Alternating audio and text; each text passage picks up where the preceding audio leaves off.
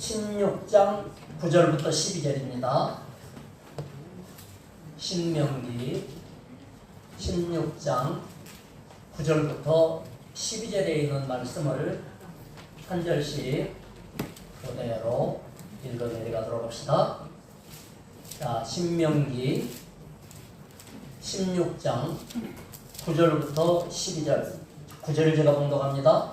7주를 셀지니 곡식의 낫을 대는 첫날로부터 7주를 세워 내 하나님 여호와 앞에 70절을 지키되 내 하나님 여호와께서 내 복을 주시므로 내 이름을 따라 자원하는 이름을 부르고 너와 내 자녀와 노비와 내 성중에 있는 레위인과 및 너희 중에 있는 객과 고아와 과부와 함께 내 하나님 여호와께서 자기의 이름을 두시려고 택하신 곳에서 내 하나님 여호와 앞에서 즐거워할지니라. 너는 애굽에서 종되었던 것을 기억하고 이 규례를 지켜 행할지니라.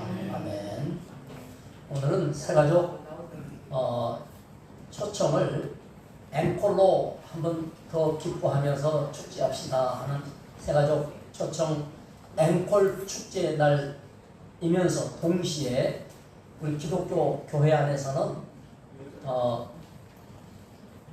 이 추수와 관련된 두 가지의 절기가 있어요. 하나는 가을에 있는 추수감사절, 또 하나는 봄농사를 마치고 드리는 맥주감사절, 그리고 오늘이 맥주감사절 날이에요. 이 겹친 겁니다. 맥주감사절 날 새가족 앵콜 초청 축제가 겹친 거예요. 중앙시장에 예전에 땅콩 파는 외국인 아저씨한테 가면 땅콩을 10,000원어치 살 때 아몬드를 한 주먹 탁 집어주면 그게 땅콩 산 것보다도 푸짐할 수가 없어요. 하나 샀더니 2개를 줬다. 투인원이라고 그러죠. 한 봉다리에 2가지 들어있는 거. 오늘이 바로 투인원 축제예요. 맥주감사절과 새가족 앵콜 축제가 한 봉다리 안에 같이 들어있는 겁니다. 그러니 오늘 받을 복은 최소한 2배는 되지 않겠어요? 이 맥주감사절은 아주 중요한 절기입니다. 왜냐하면 이스라엘이 원래는 아주 처참했던 이집트 노예 민족이었어요. 400년 동안 노예살이를 하다가 보니까 그 벽돌공이었습니다. 흙을 이겨서 벽돌 만들고 짚을 잘라가지고 짓이기고 피라미드 쌓을 때 동원되고 뭐 인간이 아니죠. 어마어마한 고통을 겪은 거예요. 여러분, 우리나라 임금이 돌아가실 때에 무덤을 만드는 게 얼마나 엄청납니까?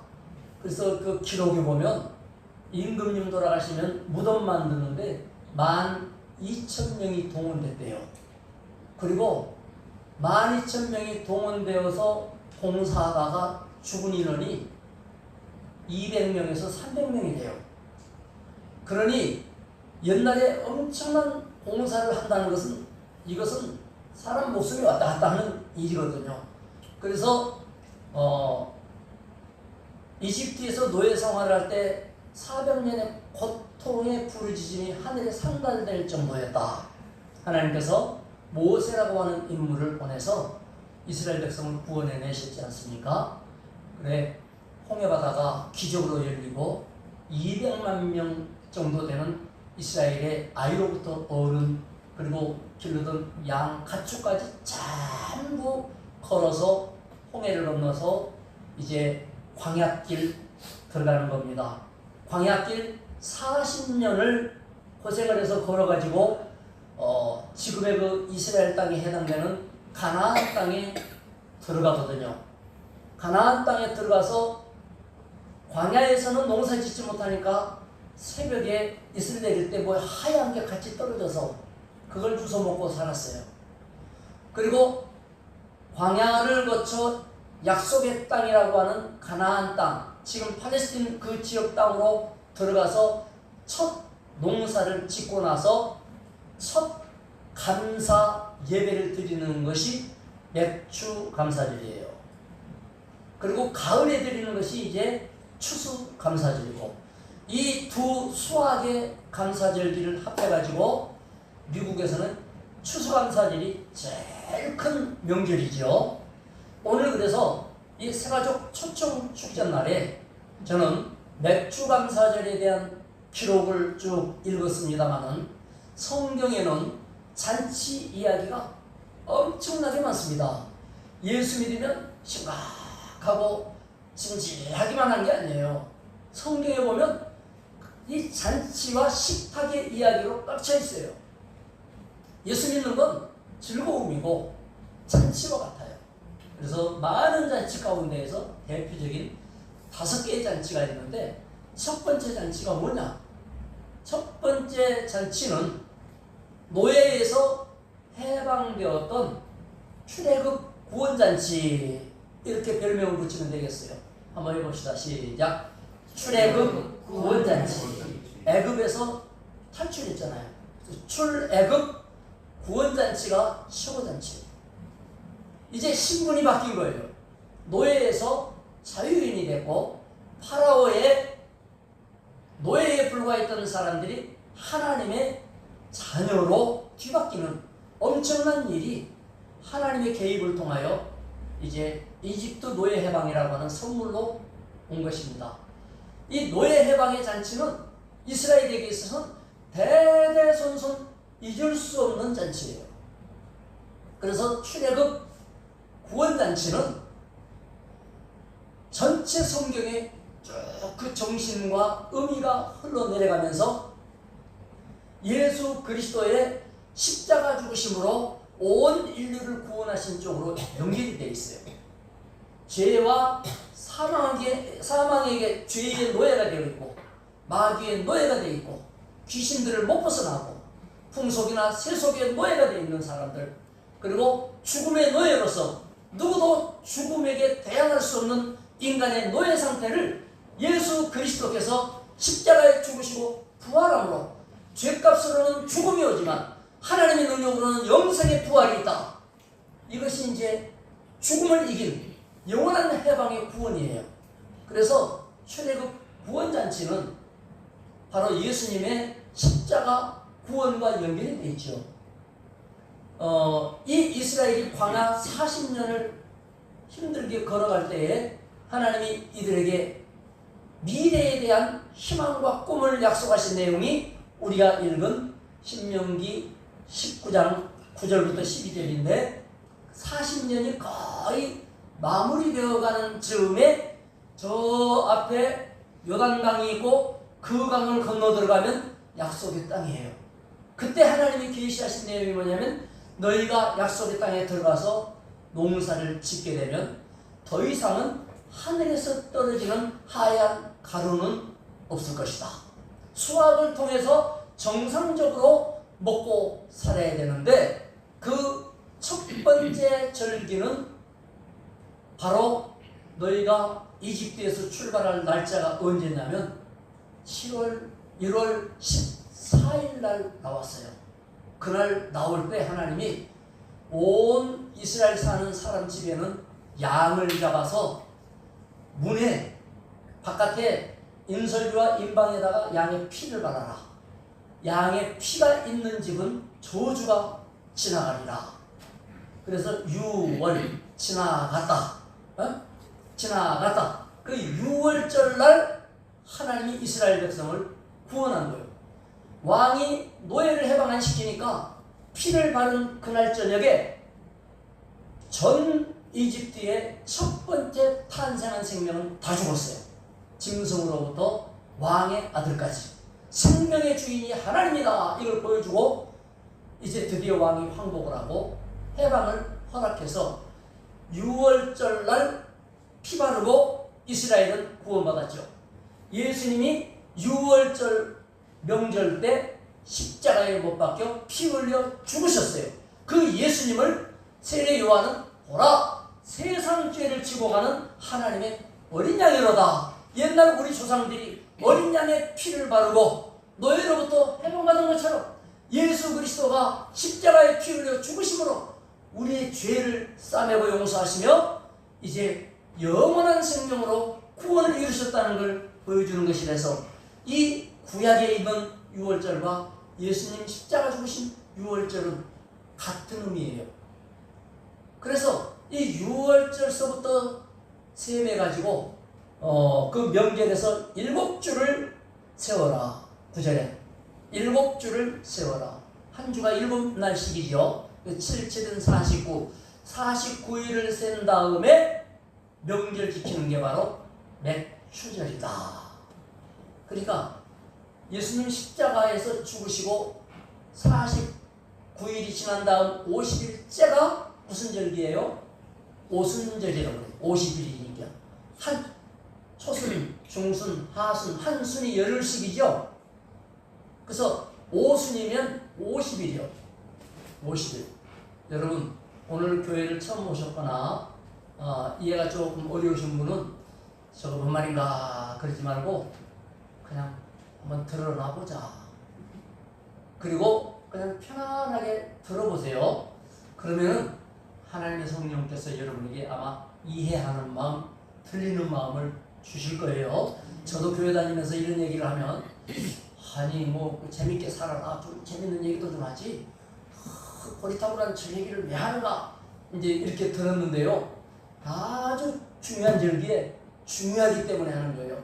첫 번째 잔치는 뭐냐? 이집트에서 해방받은 뭡니까? 출애굽 구원 잔치였다.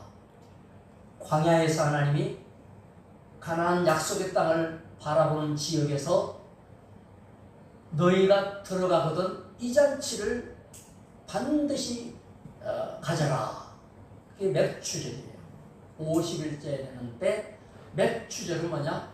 봄농사를 마치고 수확을 감사하는 봄추수감사절이에요. 그런데 하나님이 어떻게 농사를 지어라, 뭐 수확이 많은 사람은 이렇게 하고 적은 사람은 이렇게 하고 수확량에 대해서도 관심 안 두셨어요. 어떤 사람은 많이 거두고 어떤 사람은 적게 거둘 거 아니겠어요? 또 어떻게 농사 지어라, 방법도 관심 거두지 않았어요. 이 두 번째 잔치인 맥주감사절에 하나님이 말씀하는 건 뭐냐면 누구랑 같이 이 잔치를 벌일 것이냐, 사람에게 관심을 뒀어요. 그래가지고 그 사람을 말할 때에 여기 보니까 11절에 너와 내 자녀와 식구들이죠. 그 식구들이 잔치를 벌일 때 거기에 누구를 초대할 것이냐 했더니 노비, 레위인, 객, 고아, 과부 그런 사람들 식구하고 똑같은 자리에서 같이 나눠 먹고 잔치해라. 보통 잔치는 그렇게 하지 않습니다. 여러분이 잔치 벌였는데 고아들 몰려들고 객들이 몰려들고, 여기에서 객은요 이스라엘 백성들과 같이 살지만 이방인들, 외국 사람들이에요. 여러분 잔치 벌였는데 막 동남아시아 여기저기 외국 사람들이 몰려들고 과부가 몰려들고 이러면 좋겠어요? 대통령이 오고 막 국무장관이 미국에서 오고 원시대 대통령이 오고 그러면 좋겠어요? 솔직히 말해보세요. 두 번째죠. 가나안 땅에 들어가서 하나님이 주신 그 땅은 이제 자기 땅이 되는 거예요.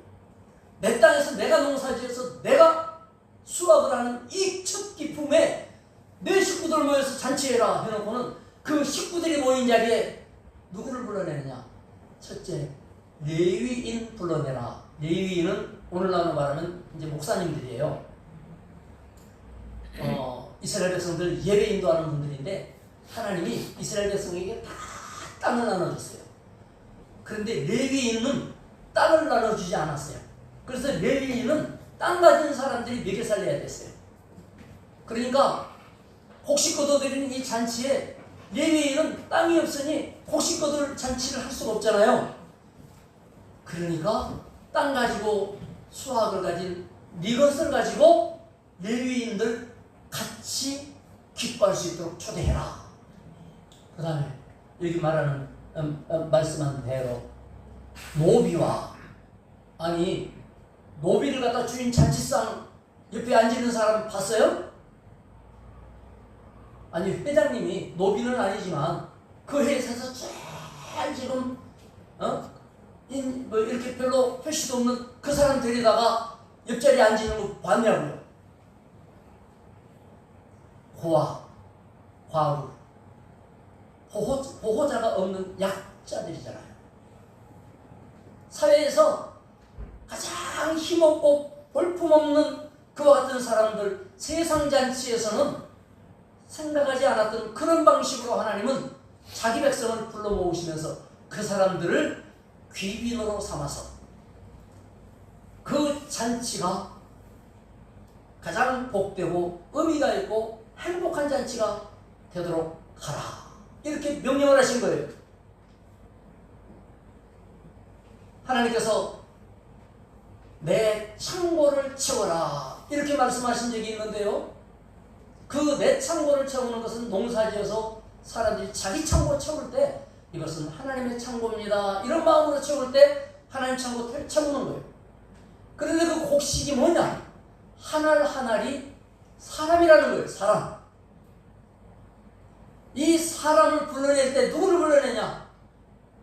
잘나고 똑똑하고 아무런 문제 없는 행복하고 진짜 큰 소리치는 그런 사람들을 찾아서 불러내지 말고 기댈 데 없는 사람 찾아라. 힘든 사람 찾아내라. 의지할 데가 없고 외로운 사람 찾아내라. 아프고 멸시받았거나 고생하고 있는 사람을 찾아내라. 그리고 이 즐거운 잔치에 식구들하고 똑같이 같이 식탁을 나누도록 해라. 첫 번째 수학이 그만큼 중요하기 때문에 그래서 하나님은 뭐라고 말씀했느냐? 12절에 너는 애굽에서 종되었던 것을 기억하고 이 규례를 지켜 행할지니라 라고 명령을 내리면서 너도 애굽 땅에서 종이었다. 애굽에서 빠져나온 출애굽 구원잔치가 얼마나 너희에게 기쁨을 주었느냐? 그러므로 너희가 수학을 얻었거든. 이 수학을 가지고 기쁨이 무엇인 줄 맛본 적이 없는 사람들을 향하여서 이 기쁨을 같이 나누시다 라고 너희가 하나님의 은총을 잊지 않았다는 것을 사람들에게 보여줘라. 하나님이 나를 불쌍히 여기사 구원하신 것처럼 나도 하나님의 모습을 흉내내도 내야 되겠습니다 라고 잔치를 벌여서 가장 기쁜 잔치가 되게 해라. 놀라운 말씀 아닙니까? 이 세상의 잔치하고는 완전히 차원이 다른 잔치를 이스라엘 백성에게 하나님께서는 명령을 해서 반드시 지켜라. 하나님은 수확량에 관심 두지 않았어요. 유능한 사람들을 향하여서 박수 치려고 하지 않았어요. 내 식탁을 얼마나 크게 만들었느냐, 그리고 거기에 누구를 앉혔느냐에 관심을 두셨어요.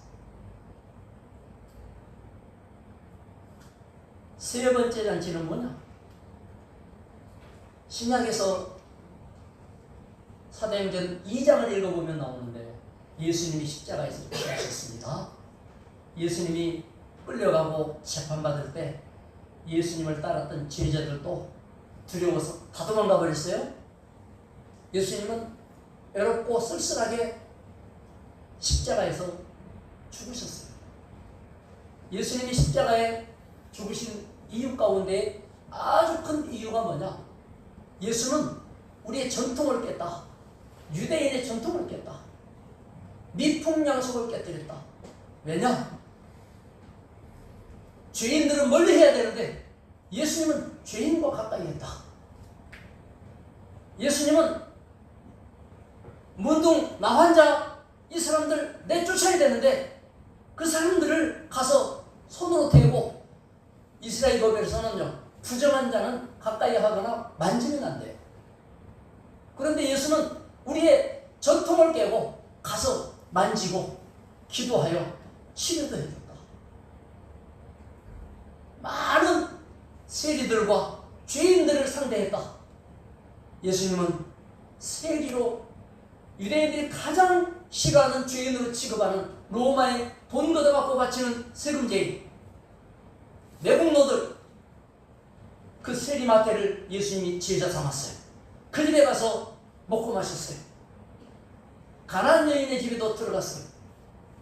삭개오의 집에도 들어갔어요. 죄인과도 같이 먹었어요. 그래서 예수를 십자가에 못 박혀 죽은 사람들이 예수는 죄인들과 어울리는 자다. 그러므로 죄인과 똑같다. 우리의 미풍양속 깨끗한 우리의 이 민족 풍속을 더럽혔으니 십자가에 못 박혀 죽여야 된다는 큰 이유를 삼은 거예요. 예수님은 당시 사람들이 외면하는 사람들과 자주 식탁에 앉으셨고 마지막 십자가에 못 박히기 전날 밤에는 제자들과 함께 성만찬을 베푸시면서 이것은 내 살과 같다. 떡을 떼어주시고 이것은 내 피와 같은 것이다. 포도주 잔을 주시면서 이것은 내가 다시 올 건데 그때까지 잊지 말고 기억하라. 기념하라. 그래서 성찬예식이라는 걸 만드시고 주님은 수없이 많은 사람과 함께 어울리며 먹고 함께 즐겨 하시면서 힘과 위로가 되셨어요. 그래서 교회는 늘 함께 마시고 함께 먹고 즐거워하는 분위기가 만들어져야 돼요.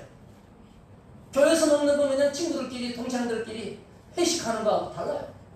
그 사람들은 그냥 끼리끼리 재밌게 먹고 마시고 돈 객줄에서 내고 이런 하나의 세속적인 교제에 불과하지만 우리는 나를 위해서 그렇게 죽으신 예수님의 정신을 갖고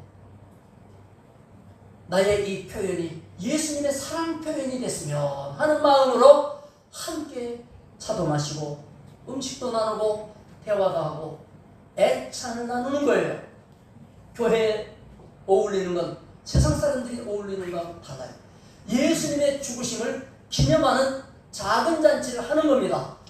아멘? 아멘. 어제도 우리는 교회에서 봉사하고 청소도 하고 그 다음에 밥도 해먹고 해먹고 나니까 복숭아 사와서 복숭아 먹고 참외 사와서 참외 먹고 제가 밥이 맛있어가지고 더 먹으면서 이거 안 먹어야 되는데 하면서 더 먹었거든요.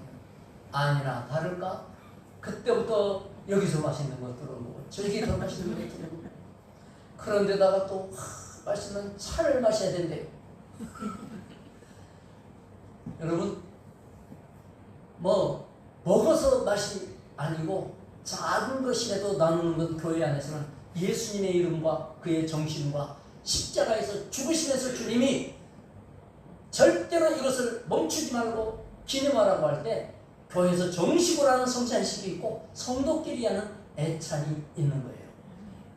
그래서 세 번째 잔치는 예수님이 죽고 나서 예수님이 예언하신 대로 50일 만에 부활하셨어요.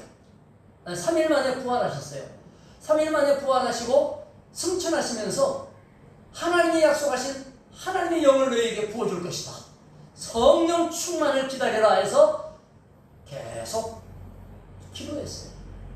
짧게는 한 일주일, 대략 일주일에서 열흘 정도 기도한 것인데요.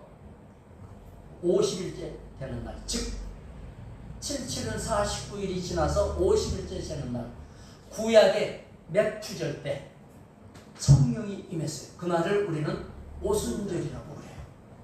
오순절, 맥추절은 첫 곡식을 가지고 잔치를 베풀었던 것처럼 맥추절에 첫 곡식에 잔치가 있는 것처럼 오순절에는 성령이 내려오심으로 성도들이 첫 성도의 잔치를 벌인 거예요. 성령 받은 첫 성도의 역사가 오순절에 공식으로 일어나면서 그때부터 신약의 교회가 시작된 거예요. 오순절에 성령 강림이 교회라고 하는 첫 열매가 된 것입니다. 그러므로 오순절 성령 충만의 잔치 따라합시다. 오순절 성령 충만 잔치. 오순절 성령 첫 번째 잔치가 어떤 잔치라고 그랬습니까? 출애굽 구원잔치.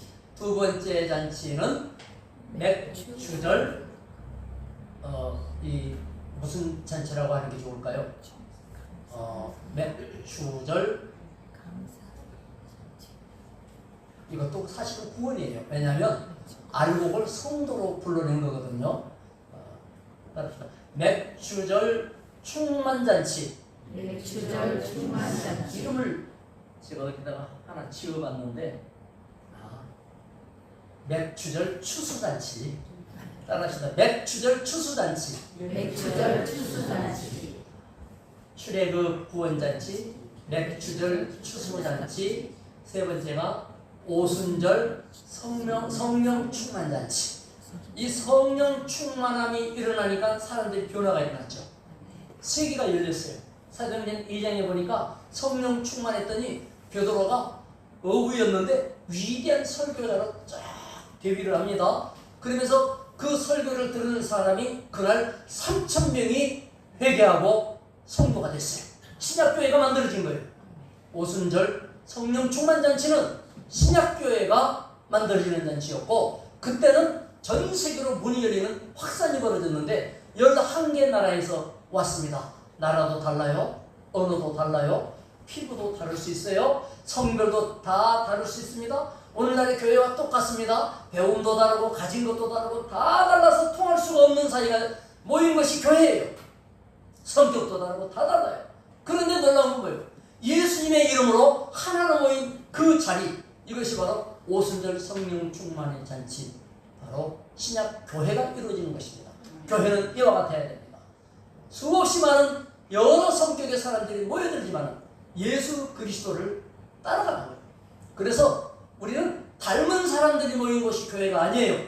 예수를 닮고 하나님을 닮으려고 하는 사람들이 모인 것이 교회예요. 아멘. 서로 다 달라요. 아멘. 아멘. 자, 서로 인사합시다. 너무 다르십니다. 너무 다르십니다. 나하고 너무 달라. 너무 달라. 그러니 따져놓고 내 마음에 드는 사람이 누가 있겠어요? 누가 있겠어요? 그럼에도 불구하고 우리는 예수 그리스도를 닮으려고 모이는 거예요.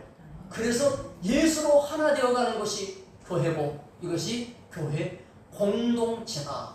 공동이라는 건 뭐죠?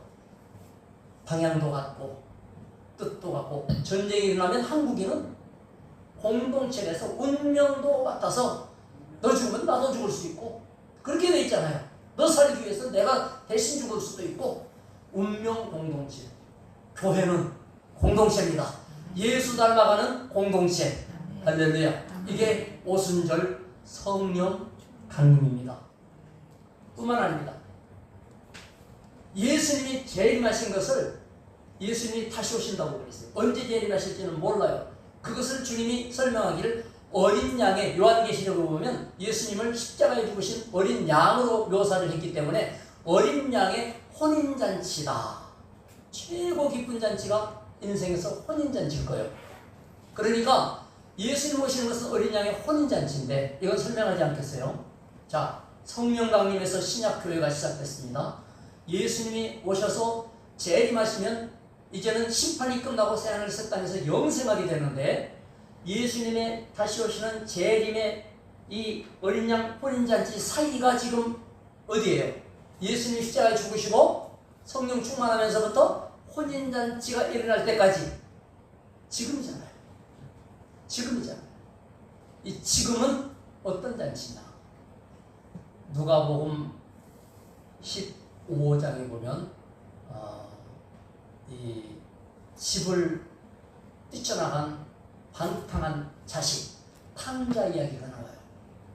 아버지 것 다 갖고 나가가지고는 허랑방탕 지멋대로, 그래서 나중에 종만도 못하게 돼서 종들이 하는 돼지, 유대는 돼지가 부정해서 먹지도 않아요. 키우지도 않아요.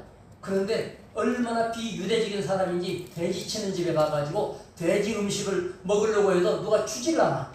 이 어마어마한 집에 들어있는, 그때 탄식하면서 아버지한테 돌아가면 종도 이보다 나은데 내가 가리라 하고 아버지한테 돌아가죠. 돌아가면서 결심합니다. 내가 자식이라고 부를 수는 없으니 품꾼으로 써주세요 라고 말해야지. 거지 같은 모습으로 식별도 안 되게 먼 거리에 있는데 아버지는 문 밖에서 자식을 기다리고 있다가 알아보시고 쫓아 달려가서 그 더러운 옷을 끌어안고 입을 맞추면서 좋은 옷을 이미 준비해 놓고 있었기 때문에 옷 갈아입혀라, 씻어라. 그리고 인장 반지는 뭐냐면 당시에는 인감도장을 반지에다 새겼어요. 이거 찍으면 상속자예요. 상속자. 뭐가 잘났다고 허랑방탕 다 인생 허비하고 뒤늦게 돌아온 거지 같은 그런 인생의 자식을 하나님이 아버지가 문 밖에 기다리고 있다가 너는 죽었다가 살아났고 잃었다가 다시 찾은 아들이니 기뻐하는 것이 마땅치 않냐. 살진 송아리를 잡고 잔치를 벌여라. 여러분, 네 번째 잔치가 바로 우리가 사는 이 인생이에요. 잃어버린 인생, 하나님을 떠난 인생, 내 멋대로 사는 인생. 하나님을, 아버지를 떠나는 것이 자유인 줄 알고 아버지를 떠나버린 인생에게 아버지는 말하는 거예요. 얘야, 아버지를 떠나는 게 자유가 아니야. 아버지께로 돌아오는 자유가 진짜 자유야. 아멘? 아멘. 아버지께로 돌아오는 자유를 왜 포기해버리고 떠나는 자유만 갖고 붙들고 있느냐. 아버지 떠나는 것은 불행이야. 나는 너를 위해서 다 준비해놨어. 기다리고 있단 말이야. 천국이 너의 것이며 너를 자녀로 이미 삼고 있지 않느냐. 그러므로 하나님의 잔치자리에 들어오는 것은 객이 아니라 고아와 과부처럼 소외된 자가 아니라 바로 신분상 상속자에 해당되는 하나님의 자녀가 되는 것입니다. 그러므로 이 시대에는 하나님의 자녀를 불러내는 잔치가 가장 중요한 잔치고 그것이 바로 새가족 초청축제예요. 아멘. 아멘. 새가족 초청축제는 이 집 나간 자식과 같은 하나님 모르고 살아가는 사람들을 향하여서 또는 집을 나가서 예배를 잃어버린 사람들을 향하여서 기다리는 아버지께로 돌아가시다. 그리고 아버지는 그 잔치를 벌여줬어요. 딱 하나가 돌아왔는데 온 집안이 일어나서 잔치 벌이고 정말로 엄청난 축제가 벌어진 거예요. 그래서 어린 양, 이 귀환잔치, 탕자의 귀환잔치는 역시 멸망에서 구원으로 회복된 걸 말하니까 그것도 구원잔치예요. 따라합시다. 탕자 귀환잔치. 탕자 귀환잔치. 탕자의 귀환잔치. 첫 번째 잔치는 출애굽 구원잔치. 두 번째는 출애굽 첫 번째는 출애굽 구원잔치. 두 번째는 맥주절 추수잔치. 세 번째로는 오순절 성령잔치라고 해도 돼요. 성령 충만잔치, 성령잔치. 네 번째는 탕자 귀환잔치. 다섯 번째는 어린 양 혼인잔치. 그래서 성경은 전부 잔치 이야기예요. 전부 잔치예요. 그 중에서 가장 핵심적으로 기억해야 될 것이 뭐냐? 이 잔치의 핵심은 구원이라는 거. 구원이라는 거. 농사지어서 열매 맺는 것도 백성들이 살아가는 모습이기 때문에 구원이에요. 성령 충만한 것도 하나님의 성령이 아니면 우리 영이 살 수가 없어요. 성령 받아야 영혼이 살아나요. 예수 믿으면 성령이 우리에게 오신 거죠. 예수 믿어 성령이 오셨으면 죽은 영혼이 살아난 거예요. 거듭 태어난 거예요. 성령도 구원의 역사예요. 그리고 집 나간 자식 돌아오는 것도 구원의 잔치예요. 어린 양 혼인 잔치도 구원이 완성되어지는 잔치예요. 그러므로 이 새가족 초청 앵콜 축제 잔치에서 사랑하는 성도 여러분, 새로 오신 분들은 대접받아야 돼요. 새로 오신 분들은 그야말로 귀한 줄 알고, 뭐 때문에? 본인은 뭐 의상 그런 의도가 없었지만 어쨌건 집 나갔다 돌아온 탕자일 수도 있고, 아니면 하늘에 알곡이 불과했을지 모르지만 이제는 드디어 곡식을 소화한 그런 곡식이 될 수도 있고, 고아나 가부나 그야말로 객이나 외롭고 방황하고 슬펐던 상황이었었는데 이제는 가장 아름다운 자리에 귀빈으로 초청된 주역일 수도 있고, 똑같은 말 아니에요? 그래서 교회는 우리 주님께서 그렇게 많은 소외된 사람들을 가까이 했던 이유는 천국은 이런 분들이 언제도 들어와도 좋을 만큼 자리가 준비되어 있다는 걸 말씀해 주기 위해서 목숨 바쳐가면서 그런 사람들을 구원하시고 가까이 하신 거예요. 그러므로 교회는 부자가 폼 잡는 자리가 되면 안 돼요. 부자는 와서 겸손을 배우는 자리가 돼야 돼요. 잘 나가는 사람들은 와서 섬기는 걸 배우는 자리가 돼야 돼요. 그리고 어려운 사람은 와서 위로를 받아야 돼요. 기도 가운데 힘을 얻어야 돼요. 찬송 중에 기쁨을 회복해야 돼요. 하나님 말씀을 들으면서 하나님이 나에게 해주시는 위로구나, 말씀이구나, 약속이구나 받아들이면서 용기를 회복하는 자리가 되어야 되는 거예요. 이것이 잔치가 주는 최고 목적 아니겠어요? 오늘 아픈 사람 말씀 중에 치료가 일어나기를 축원합니다. 외롭고 고독한 가운데 멸시받거나 그야말로 손상된 심령을 가진 분들은 주님의 함께 해주시고 토닥거리는 손길이 느껴지시기를 축원합니다.